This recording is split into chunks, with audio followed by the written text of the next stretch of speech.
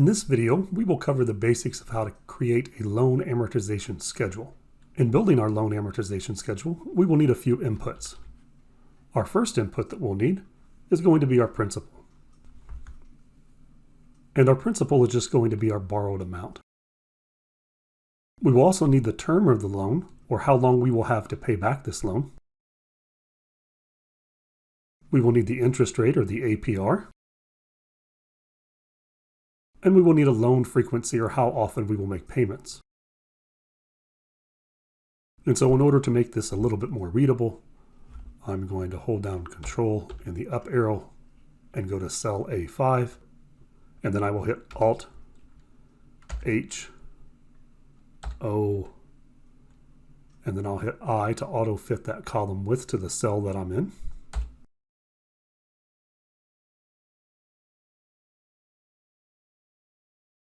And in this example, let's choose some amount, let's say $200,000, a term or number of years of 30, an interest rate of 5%, and you'll notice here that I type it in at this point as 0.05, and a payment frequency of 12 because we'll make monthly payments. And now that we have our inputs, we will look at the columns for our amortization schedule. The first column is going to be the month of the payment. In this case, we want to make sure that we have enough payments for 30 years, and so that will be 360 months. And in this case, if we want to fill down for a number of months, we want to make sure that we have a total of at least 360 months, or 30 times 12, and we can use the fill feature in Excel. So in order to do that, I will let it know that I need to start off at month 1. So I'll type a 1 in cell A12. And then I'll hit enter, and that 1 will be stored. We'll go back and activate cell A12, and then I will hit Alt, then H for the Home tab.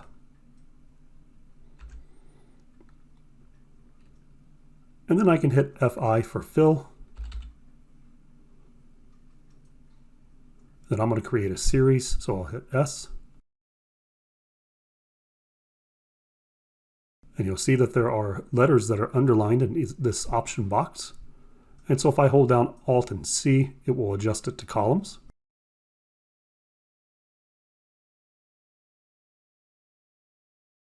The reason I do a column is because I want the series to appear in a column. And then I'll tab to where I get to the step value of 1, so that means it'll increase by 1. And then the stop value will be 360. And then I can hit OK. And then you'll see that it is filled in from 1 to 360. So if I were to hit Control and the down arrow, it would go to the last in that contiguous set, or 360. Another way to do this, if I were to delete this entire series, I could simply type in 1 and 2 and 3. And then activate those cells with 1, 2, and 3. Then I could use this fill handle. And you'll notice that it goes from a white box with a black outline to this black crosshairs or fill handle. And I could hold down the left mouse button. And you'll notice that it counts as I move down. And so while I'm holding down the left mouse button, I could simply fill down or flash fill to where we get to 360. Right, so either one of those methods may work, one may be better than the other. And so I can go back to the beginning of this series of numbers by just holding down Control and hitting the up arrow. And we get back to our months. The next column we want to have is the amount for our payment. And we'll go ahead and fill in the rest of our column names. We're going to include the principal amount, or how much goes toward the balance, the amount of each payment that goes toward interest, and then our ending balance for that month. And so now we have all of the columns labeled for our amortization schedule. And now that we have them labeled, we can calculate our payment for this particular loan. And so if we look at our payment, anytime we type a formula into Excel, we have to start with an equal sign. And so we type in equals and then PMT. And we'll notice that after we type in PMT, where PMT is the payment function in Excel, it asks us for a certain number of inputs. The first one is the rate. The second one is our number of periods or number of time periods. The third one is our present value. The fourth is the future value. And then the last one is a type that's going to indicate whether or not the payment is made at the beginning or the ending of the time period. And so for our rate, the first thing that we might do is use our rate from above,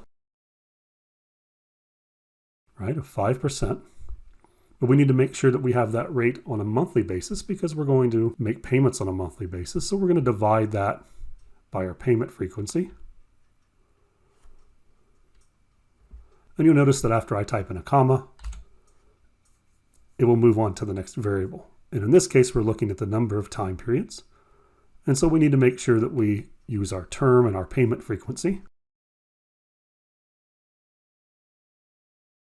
And we're going to multiply that by how many payments there are per year. And again, we'll use another comma. And now we need to make sure we type in our present value, which is going to be the principal or the borrowed amount up front. In this case, we want the payment to be a positive value, and so we're going to use a negative sign or a minus sign in front of the PV.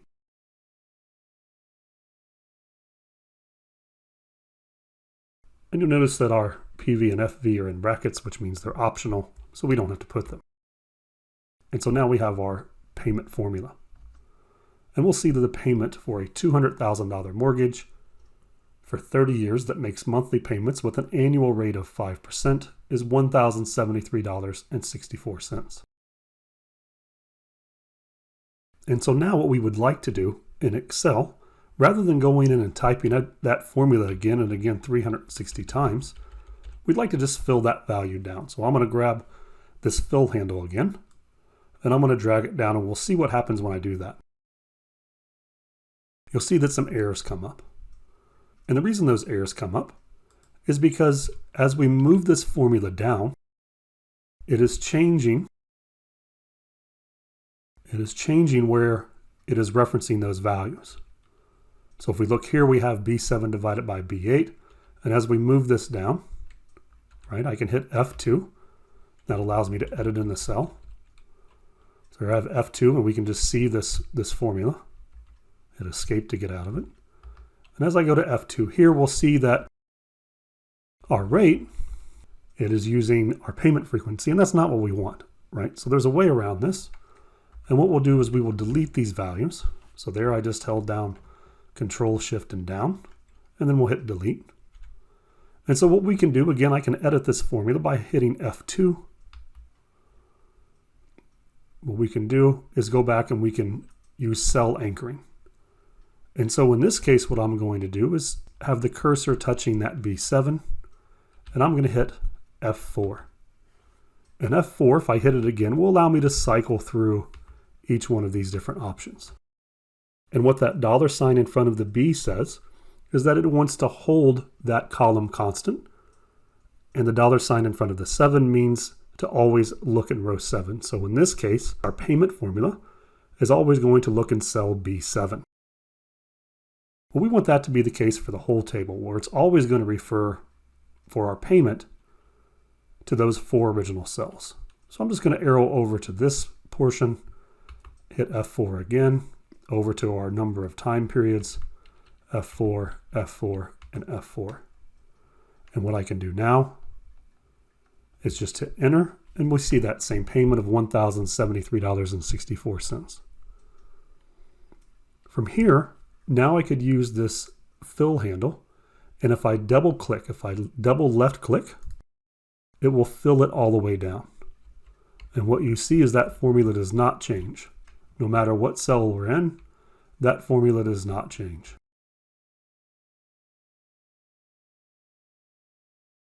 Now we can look at working on the amortization schedule for the remainder of these columns. And the next thing we'll solve for is our principal. And so again, anytime I start a formula off in Excel, I have to use the equal sign.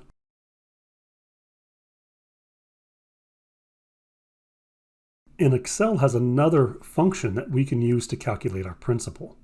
And that function is going to be the P payment for principal payment.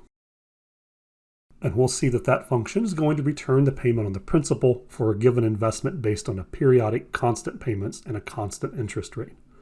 In other words, it's going to give us the principal for a fixed rate loan. Here we can see our inputs, and the first one for our principal payment is going to be our rate. And so the rate for this loan, again, is going to be our interest rate. And we're going to anchor that cell again by hitting F4. And then we want to make sure that we divide by our frequency as well. We'll hit F4 again to make sure we anchor to that cell. The PER is going to be our time period. And in this case, we're going to use our month. And so this is going to be the principal payment for the first month. And eventually what I'm going to do is drag this formula to interest and change a couple of small things to make it easier for this amortization schedule. And so what I want to make sure with the month is that it is going to allow the row to adjust. So as we move down, the row will adjust, but I don't want it to move the column. And so I'm going to hit F4, and here we see it would anchor it to cell A12 only, but I want to make sure that it allows the row to adjust and not the column. So having a dollar sign in front of the A and not one in front of 12 means that it will keep that column A fixed, but it will not adjust row 12. Hit the comma, and we're into our number of time periods. And in this case, it's going to be our number of years, again by hitting F4, times our payment frequency, our present value, or the amount, the initial amount, or the amount that we borrow for the loan, is going to be the $200,000 in this case. And again, FV and type, because they're in brackets, are optional. So I can finish this equation. And when I hit enter, we'll see that the principal amount shows up as a negative. In this case, because I didn't type a negative value or a minus sign in front of PV, it made a negative value. So let's go in and change that, and we can hit F2. And you'll notice as I move the cursor, it will show us which part of the formula that we're in. And we want to make sure that we are putting a minus sign in front of PV. So I'll hit the minus sign and then hit enter, and now we have a positive value. In this case, I'm going to go ahead and fill in the interest amount. And what I'm going to do is hold down the Shift key. And after I hold down the Shift key, the right arrow, and then I'm going to hold down Control and hit the letter R, and that's going to fill right. And what you see has happened is because we have anchored these cells, it's going to give us the same value. So what I'm going to do is activate the interest cell and then hit F2, and I'm going to go in and edit this cell. You'll notice that the inputs are the same and in the same order as they were for our principal payment. And so the only thing that I need to do for this cell is simply get rid of that first P, put in an I, and that tells us we're calculating an interest payment. And if I hit enter, we'll see the value of $833.33 of this first payment will go toward interest. If we were to add these two together, what we will see in the bottom right corner is that our sum is going to be $1,073.64, which is the same as our payment. And our ending balance is going to be how much we started with. Again, I'm going to start a formula, so I need to type in equals. In this case, 200,000 minus how much we put on our principal amount. And we'll find out that at the end of the first month, we have an ending balance of $199,759.87. $1,000,000.69. So now we're going to fill in our second row, or our second month. And these two cells are both our principal and our interest. Can simply be filled down at this point. So I'm going to hold down Shift and hit the right arrow key. And then while holding Shift down, hit the down arrow key. I'm going to hold down Control and hit D to fill down. We'll notice that those two adjusted. We'll still see that they sum to our $1,073.64. And our ending balance now is going to be the ending balance from the previous month minus our principal amount.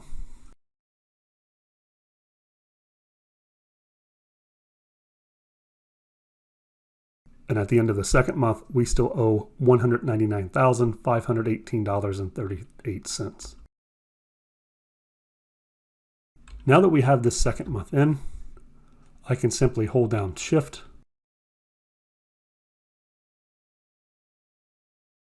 hit the right arrow key twice, and then hold down Shift,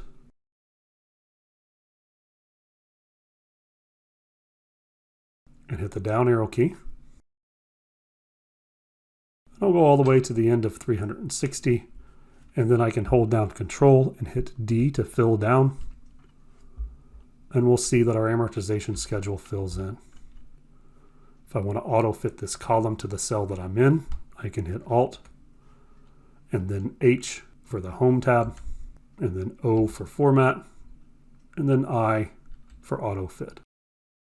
And so what we'll see for the last payment is that $1,069.19 went towards principal, $4.45 went toward interest, and our ending balance at the end of the term of this loan is $0.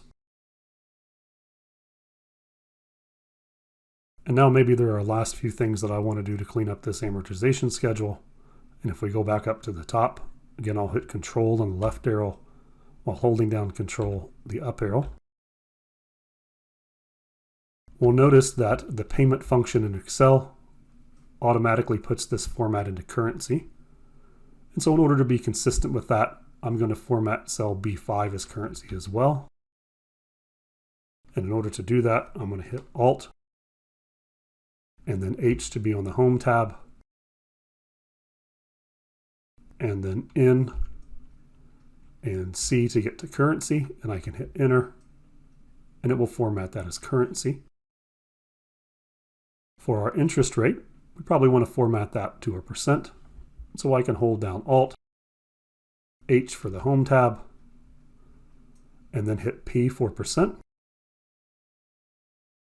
And if I want to increase the number of decimal points, I can hold down Alt, H for the Home tab, and 0 to increase the number of decimal points. And I'll do that again to expand it to one more decimal point.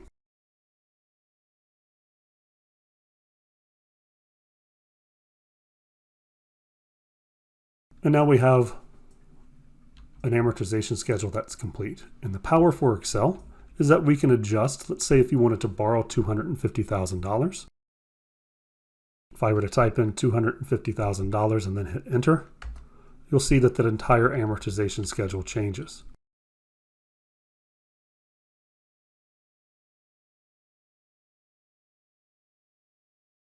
If I want to change the interest rate, maybe we go back to our $200,000 and change our interest rate to 4.5%. You'll notice that our payment decreases. And so now we have a loan amortization schedule that will adjust automatically.